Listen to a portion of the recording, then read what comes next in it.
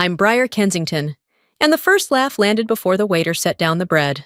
My sister tilted her champagne flute toward the chandelier, catching light on her new ring like she was signaling a lighthouse. Briar does admin, Vanessa sang, a sugar-sweet barb that made our mother smile, and our father clear his throat as if agreement. Could be polite. The room smelled like butter and ocean, Manhattan oysters, lemon, cold air every time the maitre d' opened the door. I folded my napkin across my lap and stared at the salt crystals on the rim of my glass, counting them instead of the stares. Across the table, Ethan Cole, her fiancé, watched me without practiced boredom I knew so well. Admin, Vanessa repeated, resting her chin on his shoulder. Spreadsheets and paper clips. She laughed. Others followed, the kind of laughter that tests how much of you is left when people think you're small. Ethan lifted his glass but didn't drink. What do you actually do, Briar? His voice was curious, like he'd noticed the part of the painting everyone else walked past. I set my water down so it wouldn't ring the crystal. I make decisions, I said, meeting his eyes, the kind people prefer to notice after they're done. A ripple passed through the table, the brief confusion that comes when a script doesn't read as expected. My mother reached for the bread basket. Vanessa rolled her eyes and launched back into seating charts, beaches, a dress with French seams. The waiter leaned in to ask about entrees. I ordered halibut and felt the small, familiar click inside me, the one that turns noise into distance. It wasn't anger. It was the hour before a storm, the way the air changes. No one knew the forecast had shifted. The first time I realized my family had already chosen their favorite, I was 9. Vanessa had spilled grape juice on our mother's silk scarf, and when the stain spread into a purple blossom, it was my name that was called. Briar, you should have been watching her.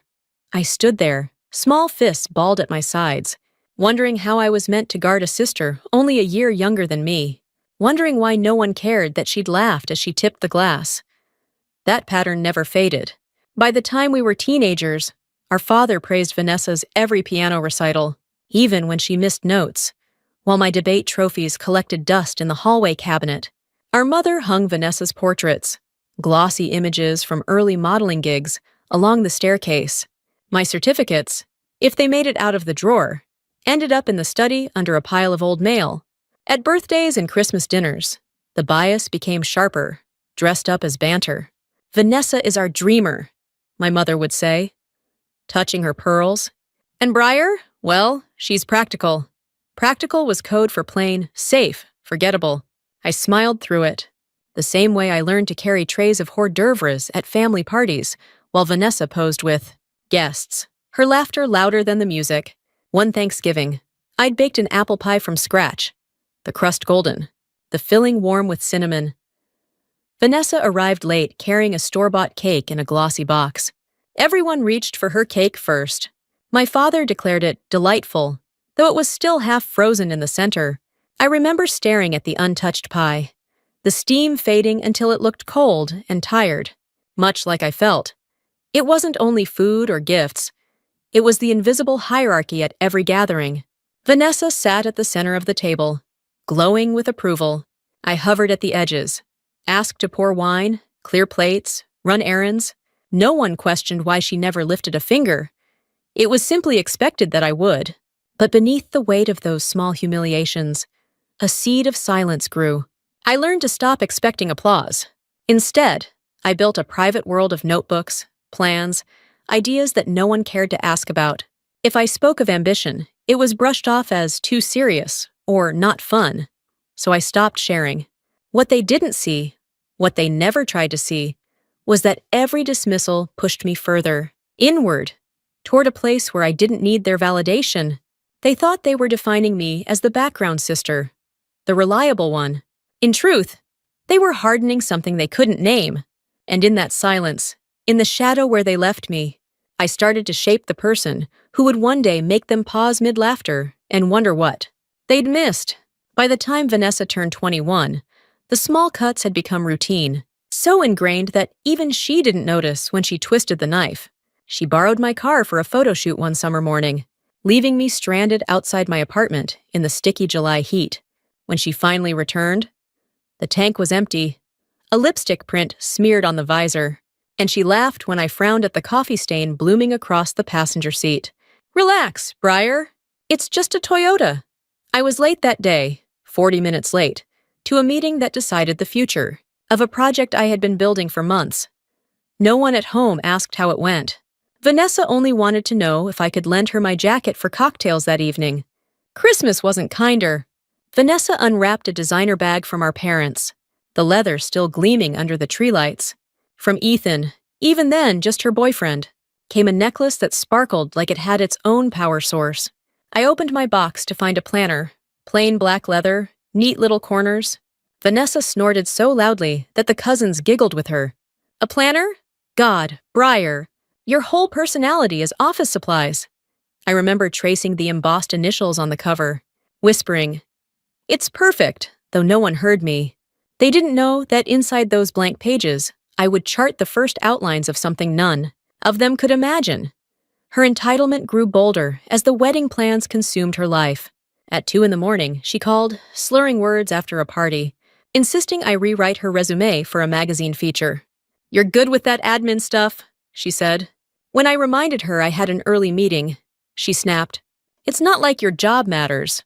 So I stayed up until dawn, reshaping her resume while my presentation slides blinked on another screen. That same day, fueled by nothing but coffee, I stood before a boardroom and outlined a strategy that would change the direction of our entire fund. By the time she texted me later to say thanks, no emoji, no warmth, the deal was already moving forward.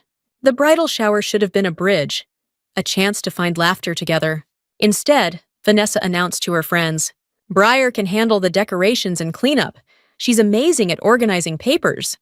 Laughter spilled around the room as I adjusted the flower centerpieces, nodding politely, even as I balanced acquisition documents worth millions on my phone. Each moment chipped away at something fragile, but also sharpened me. They thought they were keeping me small. What they were really doing was giving me reason after reason to step out of their frame, to build something that didn't need their spotlight. And yet, despite every slight, I kept showing up. Maybe out of duty. Maybe out of hope that one day they'd see me clearly. What I didn't know then was that the moment of clarity was already on the horizon, waiting for the right dinner, the right question, the right silence to crack everything open. The truth of who I was never lived at that dinner table. It lived in the quiet hours, the ones no one in my family bothered to imagine for me. They assumed I went home to a bland apartment, microwave dinners, and piles of paperwork. What they never saw was the skyline outside my office window at midnight, Manhattan glowing like circuitry, while I studied contracts and market reports until my eyes blurred. I had spent nearly a decade climbing in finance, starting as an analyst where no one knew my name. I learned to sit quietly in conference rooms filled with men twice my age, absorbing the language of leverage, valuations, and exit strategies. While Vanessa polished her smile for photo shoots, I polished presentations that convinced billion-dollar investors to bet on emerging technologies.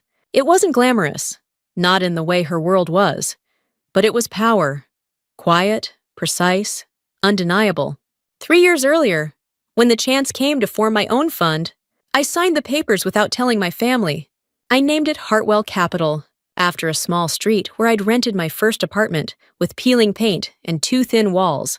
That apartment had been a reminder that beginnings don't predict endings, and I wanted that memory etched into every decision I made. I built a team who believed in the same silence I did, work that spoke louder than noise.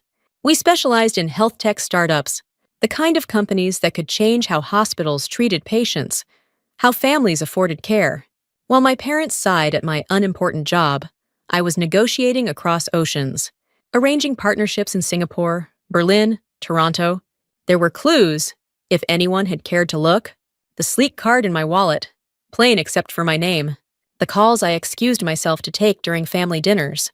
Conversations in clipped language about due diligence or regulatory approval. To them, it was always some friend or maybe a boyfriend I was being secretive about. No one ever leaned closer. No one ever asked. Sometimes I wondered if I should tell them.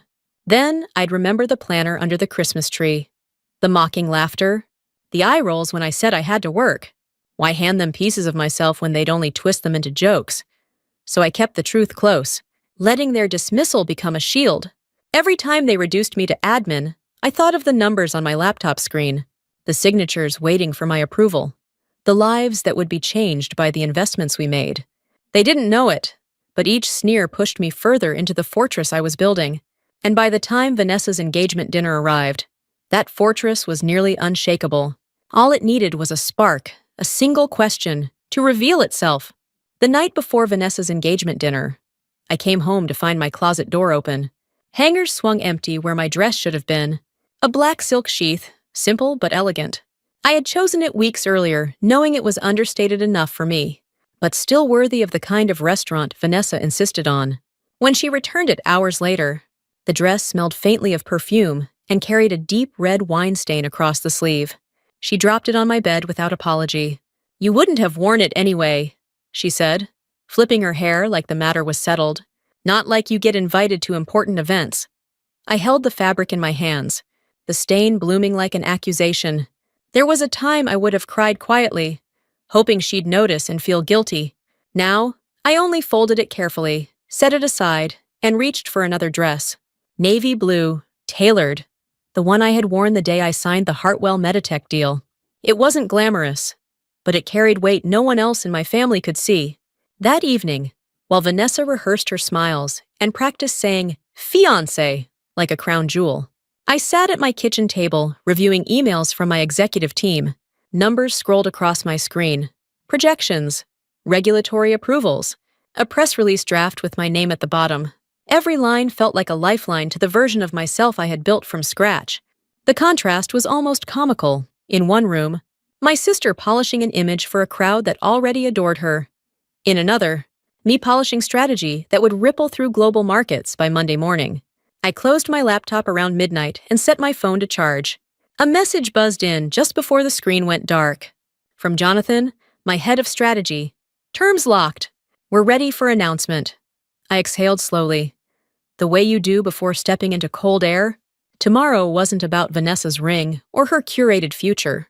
Tomorrow was about the truth no one in my family had cared to ask for. As I hung the navy dress on the back of my chair, I realized something. I wasn't nervous. I was steady. Whatever came next, I was ready to let the silence break.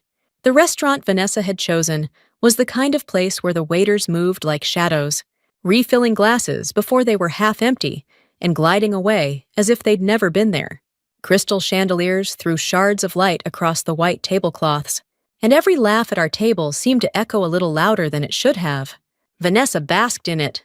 She introduced Ethan to every cousin, every family friend, her hand flashing the diamond ring like a beacon. "He's in finance," she'd whisper loudly enough for the whole table. Very well connected. Every gesture was rehearsed, every moment an advertisement for her own life. I sat 2 seats down, smoothing the navy dress across my lap, watching. My mother leaned over with her habitual smile, the one that hovered between pride and pity. "Not everyone can be ambitious." "Briar," she murmured, almost like she was offering comfort. I pressed my fork against the plate to keep from answering. When conversation turned to careers, Vanessa became the family's spokesperson. "Dad's a surgeon. Mom runs her gallery. I'm in fashion, of course." She tilted her chin toward me, her voice thick with amusement. "And Briar? She does admin work. She's always been the practical one." The laughter was polite, but it still cut. I felt the heat crawl up my neck as I stared at the untouched appetizer in front of me. For a heartbeat, it was the same old script, the same small humiliations. Then Ethan leaned forward, his gaze steady, not mocking. "What do you actually do, Briar?" he asked. The table stilled, forks suspended, wine glasses frozen mid-air. I placed my fork carefully on the edge of the plate so it wouldn't clink. "Strategy," I said simply. "Investment strategy." For a moment, silence pressed in. Then conversation resumed, but softer, glances flicking back toward me, as though my single word had unsettled the choreography of the evening. Ethan's father, seated across from me, narrowed his eyes thoughtfully. The rhythm of the dinner had shifted. They didn't know it yet, but the storm had begun to gather. By the time entrees were cleared, the air around the table felt different. Vanessa was still chattering about destination weddings. Bali? maybe Capri, but her voice skimmed the surface now, trying to reclaim the spotlight. I sipped my wine and let the silence between her words widen. Ethan's father, a man whose name carried weight in the financial press, leaned slightly toward me. "Hartwell Capital," he said quietly, as though testing the sound. "That's your office, isn't it? In the tower on Lexington?" My knife paused against porcelain. I met his gaze, calm, measured. "We moved in 2 years ago. The view's remarkable." His eyes widened just enough for me to notice.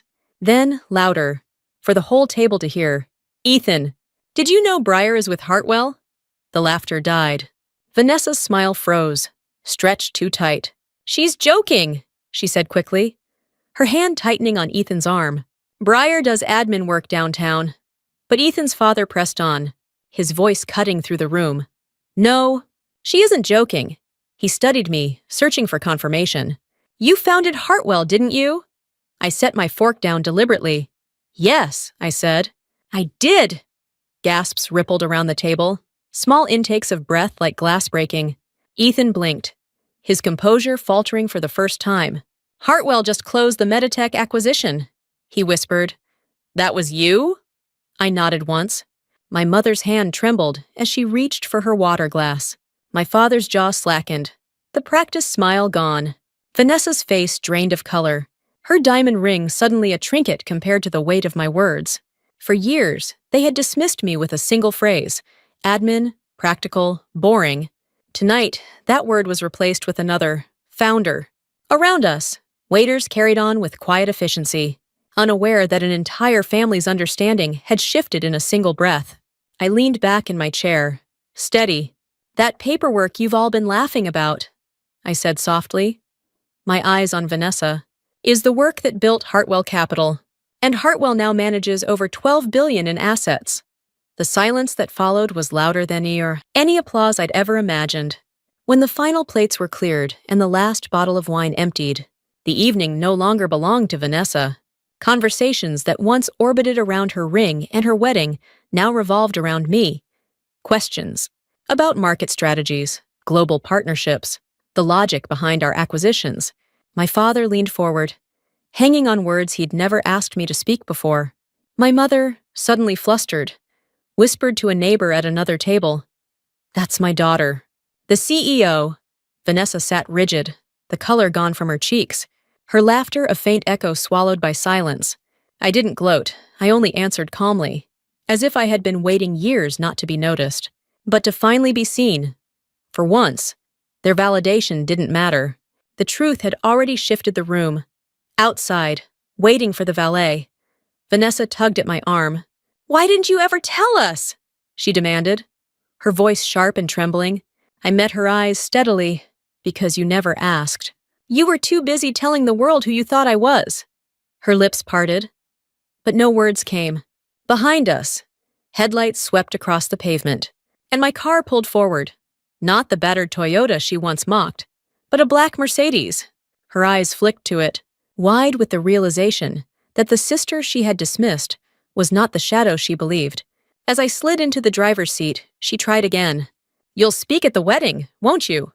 I want everyone to know you're—" I smiled faintly, closing the door. "I have a board meeting in Tokyo that week. Some admin work I can't miss."